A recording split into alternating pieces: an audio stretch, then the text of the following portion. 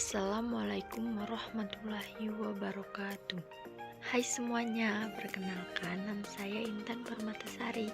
Di sini saya akan menjelaskan materi tentang masalah dasar mikroekonomi Islam. Selamat menyaksikan. Konsep dasar ekonomi mikro Islam. Ekonomi mikro adalah salah satu cabang dalam ilmu ekonomi yang terfokus mempelajari perilaku atau hubungan timbal balik antara produsen dan konsumen yang terlibat di dalam kegiatan ekonomi.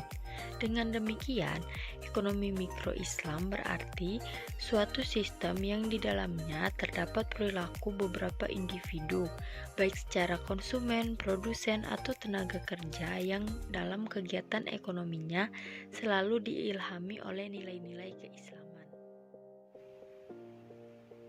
Apa sih penyebab terjadinya masalah ekonomi mikro? Dalam berbagai literatur konvensional, dijelaskan bahwa masalah utama dalam ilmu ekonomi adalah kebutuhan manusia yang tidak terbatas dihadapkan pada sumber daya ekonomi sebagai alat kebutuhan yang terbatas sehingga menyebabkan kelangkaan. Kondisi tersebut memaksa manusia atau ekonomimen untuk membuat berbagai pilihan baik bersifat individu ataupun kolektif dalam rangka memenuhi kebutuhannya. Bahwa permasalahan ekonomi tidaklah linier seperti apa yang didefinisikan oleh ekonom konvensional, bahwa kelangkaan menjadi sebab utama dari permasalahan ekonomi tidaklah benar, dan ketidakterbatasan keinginan manusia terhadap kebutuhan barang dan jasa masih menjadi perdebatan. Namun, yang menjadi permasalahan utama dari ilmu ekonomi adalah adanya ketimpangan sumber daya yang tidak merata di antara manusia. Walaupun demikian, dalam literatur ekonomi Islam ditemukan beberapa mazhab yang memberikan definisi yang berbeda tentang permasalahan ekonomi tersebut. Permasalahan fundamental ekonomi. Yang pertama, mazhab Iqtisoduna. Menurut ilmu ekonomi, masalah ekonomi muncul karena kebutuhan manusia tidak terbatas.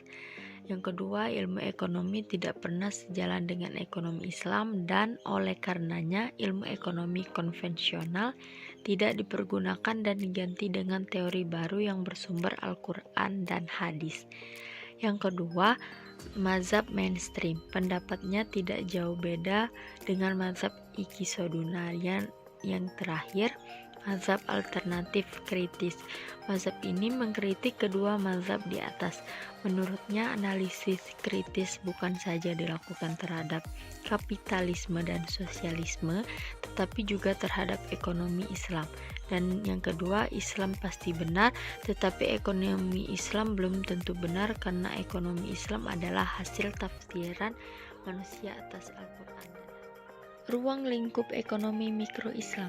Yang pertama, asumsi rasionalitas dalam ekonomi Islami, bahwa manusia berperilaku secara rasional atau masuk akal dan tidak akan secara sengaja membuat keputusan yang akan menjadikan mereka lebih buruk. Yang kedua, teori konsumsi Islami. Konsumsi adalah suatu bentuk perilaku ekonomi yang asasi dalam kehidupan manusia. Setiap makhluk hidup pasti melakukan aktivitas konsumsi, termasuk manusia.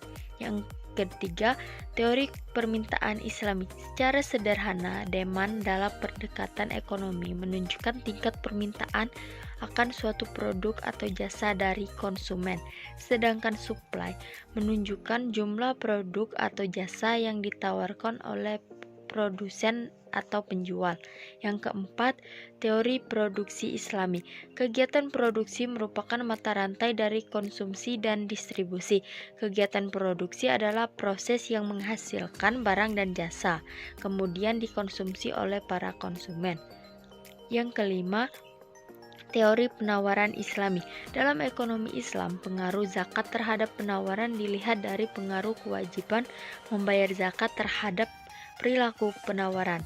Adanya pengenaan zakat perniagaan membuat perilaku memaksimalkan keuntungan berjalan seiring dengan perilaku memaksimalkan zakat. Yang terakhir, mekanisme pasar Islami. Secara umum, pasar diartikan sebagai tempat bertemunya penjual dan pembeli.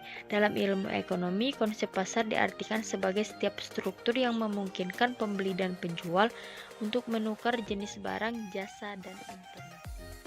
Karakteristik ekonomi mikro-Islam. Yang pertama, ekonomi Islam pengaturannya bersifat ketuhanan. Yang kedua, dalam Islam, ekonomi hanya merupakan satu titik bahagia dari al-Islam. Yang ketiga, secara keseluruhan. Yang keempat, ekonomi berdimensi akidah.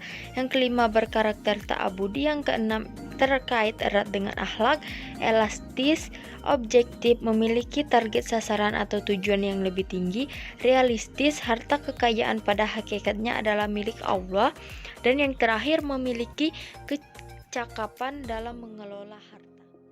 Sekian video dari saya, semoga bermanfaat. Thank you.